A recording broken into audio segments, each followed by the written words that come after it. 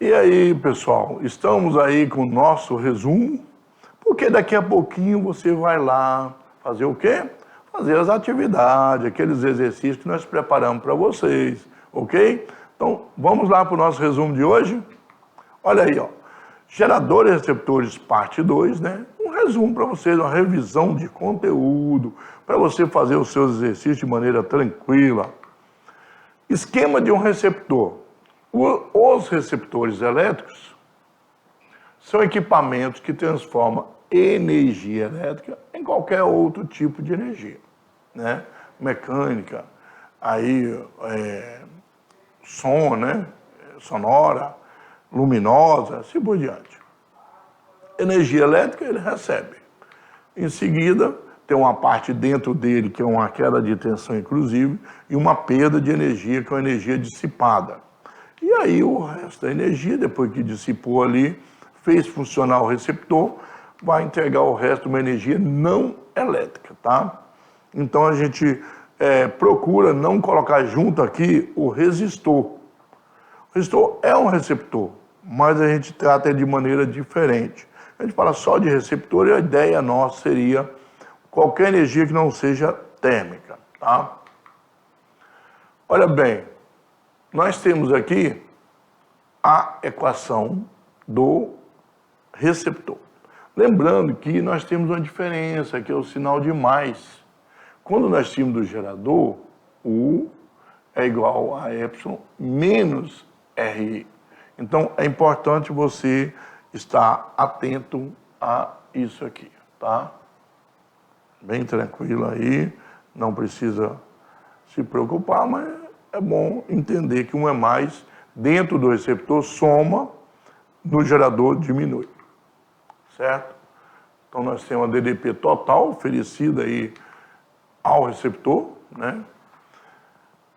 A útil, aquela utilizada pelo aparelho mesmo, com a força contra a eletromotriz, e temos aquela que é dissipada dentro do receptor, pela resistência interna, né? Nós não temos ainda uma tecnologia de ter uma resistência interna nula, né? E eu acho que nem é assim possível ainda, por enquanto, ok? Na equação do receptor, a força contra a eletromotriz e a resistência interna do receptor são constantes. Elas não mudam, né? E com isso pode construir um gráfico da DDP total pela corrente elétrica. Conforme você vai aumentando a DDP, você aumenta também a corrente, assim por diante, né? Então, nós vimos que isso aqui é uma reta, é uma equação de primeiro grau, tá? Aqui, nesse ponto, é importante que aqui a força contra a eletromotriz, quando a corrente for zero. E a tangente, o coeficiente angular é positivo, sendo positivo, o que acontece? É uma reta crescente. Então, nós temos uma reta crescente. No gerador, nós temos diferente. Nós temos aqui uma reta decrescente, né? Aqui é a corrente de curto-circuito que nós temos, e aqui, no caso, a força eletromotriz, ok? Então, ó, o gerador versus receptor, tem a diferença que aqui vai do menor para o maior, a corrente, que do maior para o menor. Aqui é menos, aqui é mais. Decrescente, crescente, certo? Aplicação de receptores que nós temos aí, a britadeira, a furadeira, né? Carro elétrico aí, em Marte aí, o nosso robozinho, certo? Então, pessoal, bem simples aí o resumo. Vocês vão lá agora fazer as atividades direitinho e daqui a pouco a gente volta para fazer a correção com vocês, se por acaso ficar alguma dúvida ainda, ok? Daqui a pouco ele está de volta.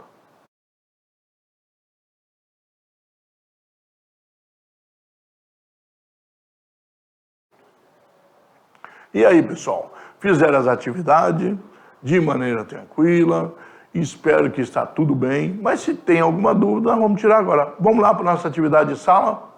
Vamos fazer a correção para vocês, tirar alguma dúvida, mandem no chat aí qualquer dúvida que vocês tenham, que nós estaremos respondendo aí para vocês, ok? Primeira questão, Aplica-se uma DDP de 50 volts a um motor de resistência interna de 1 ohms. Então, aqui tem um motorzinho, uma resistência interna dele é de 1 ohm. E aqui nós estamos aplicando uma diferença potencial de 50 volts. Sabendo, medindo ali, que a corrente elétrica que percorre de 2,5 amperes. O que a gente determina aqui? Quer que você determine a força contra-eletromotriz do motor. Lembrando que aquela do epsilon linha, né? E depois pede a indicação de um voltímetro ligado aos terminais do motor, o U. Então primeiro pede o epsilon linha e depois U. Olha aí, U é igual a epsilon linha mais R vezes I, certo? 50 volts que está entregando para ele, né? E no caso aí, nós temos resistência 1, corrente 2,5. Claro que 1 vezes 2,5 é 2,5. Aqui nós temos que estar somando, vai para o outro lado, subtraindo. Então, 50 menos 2,5, 47,5 volts. Essa é a força contra-eletromotriz. Mas o voltímetro vai medir 47, né? E aí, vamos ver quanto mede? Vai medir os 50. Por quê? O voltímetro vai medir o que está fora, o que foi entregue para ele. Vai medir tudo que está aqui, que foi entregue. Então, a tensão que o voltímetro medir é 50, né? O que ele vai utilizar, mais a dissipada. Simples. Era uma questão bem simples, só para reforçar para vocês, tá? Então, vocês não ficarem preocupados aí, na verdade. Tudo bem? 50. Ah, é redundante? Não, é para você ter certeza. Ah, então eu vou ter que fazer um outro cálculo agora, vou ter que diminuir. Não. O que você precisa fazer é, já tem o valor aqui, já foi dado para você, então não precisa preocupar. Mas você tem que ter certeza disso. Por isso que nós fizemos essa questão, tá? E é uma questão até de vestibular, tá aqui, ó. Então já copiaram, entenderam direitinho, acho que ficou bem fácil essa, tá? Vamos para uma segunda questão, então? A nossa questão número 2. Um gerador, ele possui uma força eletromotriz, olha aqui, receptor é contra-eletromotriz, gerador é eletromotriz, igual a 20 volts. Então, o gerador tem uma força eletromotriz de 20 volts. Quando os polos positivo e negativo do gerador estão em curto-circuito, lembra da corrente de curto-circuito? Essa corrente é 5 amperes, corrente de curto-circuito do gerador. Não estamos falando de receptor ainda. Com base nessas informações, vamos analisar as afirmações que se seguem. Temos 3 afirmações. Primeira, a corrente elétrica máxima possível em um circuito ligado ao gerador é 5 amperes, a máxima. Segunda, a resistência interna do gerador tem 4 ohms. Lá em cima não coloca a resistência, né? Quando os polos do gerador não estão ligados a um circuito fechado, a diferença potencial é de 20 volts. Então, quais estão corretas? Vamos dar uma olhadinha? Vamos analisar cada uma. Nós temos lá um aquecedor, né? Um resistor ali, resistência interna, né? E temos a tensão, foi dado 20 volts e a corrente. Lembrando que a primeira diz que a corrente de curto-circuito E sobre R, né? Então, nós temos lá que 20 dividido por 5, nós temos uma resistência interna de R, mas diz que é 5 a corrente a gente utiliza a corrente total, máxima, porque aquela corrente que passou ali é a corrente de todo o circuito que está em série. Então, beleza. A 2 que a gente precisa do cálculo, a gente descobriu que dá 4 ohms, então aqui nós temos verdadeira com 4 ohms. A terceira, quando o I for 0, é 20. Todas são verdadeiras, então, acho que bem facinho aí, bem alternativa E, 1, 2 e 3. Não foi difícil de entender, né? A corrente máxima é a corrente total, corrente de curto-circuito é máxima, não tem uma corrente maior no gerador, né? Encontrando a resistência interna, vimos que deu 4 ohms. E é claro, quando o I for 0, a força eletromotriz é 20 volts, que é a tensão maior tensão que temos. Ok? Todas verdadeiras, então. Vamos para uma outra questão. Isso aí ficou bem simples, bem fácil, só teoria, a maior parte é teórica, né? A respeito dos receptores elétricos, marque a alternativa incorreta, não a correta, a que for errada. Letra A. Os receptores são equipamentos que transformam energia elétrica em outra modalidade de energia que não seja exclusivamente energia térmica. Nós sabemos que esse é o conceito de receptor. Então, essa aqui é verdadeira. Então, ela é correta, né? Nós não queremos a correta, queremos a incorreta. Não vamos marcar A. A potência dissipada por um receptor é fruto do produto da resistência interna pelo quadrado da corrente elétrica que flui pelo sistema. E aí? Nós vimos aí que é o quadrado da corrente elétrica, a potência dissipada pode ser RI ao quadrado. Nós já vimos que sim, né? Nós temos essa potência igual a R vezes I ao quadrado, né? Ou nós temos U ao quadrado sobre R, ou temos U vezes I. Então, é verdadeira. Essa equação nós vimos em outra aula anterior, né? A potência útil, potência, de um receptor é dado pelo produto da força contra a eletromotriz pela corrente elétrica, U vezes I. A curva característica de um receptor é decrescente. Aqui nós temos que a potência, né? U vezes I. Só que esse U, quem é esse U? É o epsilon, que é a útil do receptor, certo? Então, está correto. A curva característica de um receptor é oposta à curva característica de um gerador. Sim, o gerador tem um tipo de curva, no caso é decrescente, e o gerador é crescente. Então, essa aqui está errada, é crescente, certo? Então, a do gerador e dele é oposta.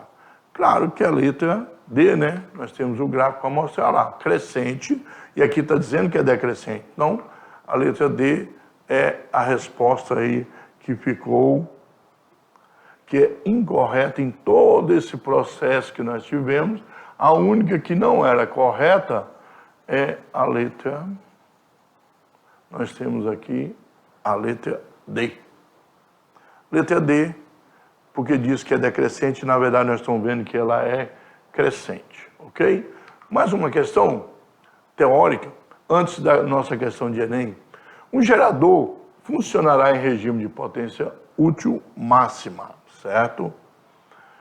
Quando sua resistência interna for igual ao quê? A resistência equivalente do circuito que ele alimenta, a metade da resistência do circuito que se alimenta, ao dobro da resistência equivalente, ao quádruplo da resistência equivalente do circuito, a quarta parte. Isso aqui é bem simples, nós já vimos. A potência máxima de um gerador pode entregar uma carga, ocorre quando a resistência da carga é igual à resistência interna. Nessas condições, nós temos metade da corrente de curto-circuito, ou seja, a corrente máxima quando a resistência de carga é zero. O gráfico e as fórmulas permitem determinar. Olha bem, nós temos um gráfico de potência, esse gráfico aqui é de potência, presta atenção. Então, ICC é a corrente de curto-circuito, né? A potência máxima é U ao quadrado sobre R, mas aqui vai ser 4R, então R igual a R. Se você analisar isso aí, a alternativa A é, no caso, a verdadeira, a resistência equivalente do circuito que ele alimenta. Então, se ele tem uma resistência equivalente aí, né, àquela que ele alimenta, aí você vai ter um máximo aí, ok? Então, pessoal, essa teórica, né? Vamos para a questão de Enem, então? Olha aqui. Na figura 1 estão representados 3 objetos. E todos os 3 utilizam a eletricidade, né?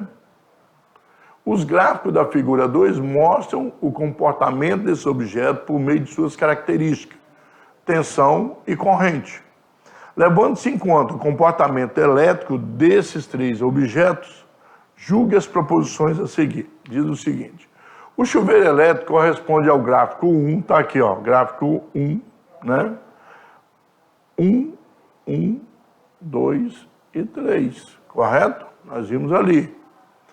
O ventilador corresponde ao gráfico 2 e a bateria ao gráfico 3. Enquanto o chuveiro corresponde ao gráfico 1. E a terceira, o chuveiro corresponde ao gráfico 3, a bateria ao gráfico 1 e o ventilador ao gráfico 2. Olha aqui, um desenho bem fácil. O gráfico 1 refere a um gerador, né? Aqui, ó, decrescente, então gerador. Pode ver que bateria é um gerador e aqui o gráfico aqui mostra que ele é decrescente. O gráfico 2 representa um receptor. Olha aqui, ó, começa aqui num valor. Tem que ser o ventilador, porque o ventilador não tem a função de transformar em energia térmica, mas sim transformar em energia mecânica, de movimento. E o chuveiro é um gráfico característico de um resistor, certo? Olha aí. Então, nós temos aí, tirar os risquinhos para vocês verem melhor o gráfico, correto? Olha aí, ó. Então, qual é a questão? Só a 3, né? A questão 3 é que é, na verdade, verdadeira. Olha, nós já falamos aí, acho que bem tranquilo aqui, o chuveiro elétrico, ele é um receptor, só que tem uma característica diferente dos receptores, então a gente chama de resistor. Classifica ele como resistor, porque ele aumenta a corrente e a tensão dessa maneira aqui, certo? Numa reta também, mas a partir de uma tensão zero, corrente zero. Tensão zero, corrente zero. Então, a gente pode ver que esse gráfico é de um resistor. O receptor, de modo geral, ele tem uma força contra a eletromotriz. Tem uma força contra a eletromotriz. Inicia com uma tensão, mesmo que seja corrente zero. Você medir, tem tensão. Se você medir no chuveiro, você não vai encontrar a tensão quando ele estiver desligado. Vai ser zero, não tem tensão nenhuma. Só que o ventilador vai ter tensão mesmo estando desligado. Tem como medir a tensão, certo? E no caso, a bateria é um gerador. Então acho que é um exercício bem tranquilo e você consegue fazer tipo uma revisão aí do que nós falamos até agora, certo? Então, acho que ficou fácil de entender aí. Olha bem, pessoal, os exercícios foram uma revisão falando de gerador também e de receptor para você não esquecer. Sempre comparando gerador e receptor, ok? Lembrando, nós temos aquela tabelinha que mostra gerador real versus receptor real. É bom você estudar muito aquela tabela. Lá ela diz como é que é a equação de cada um.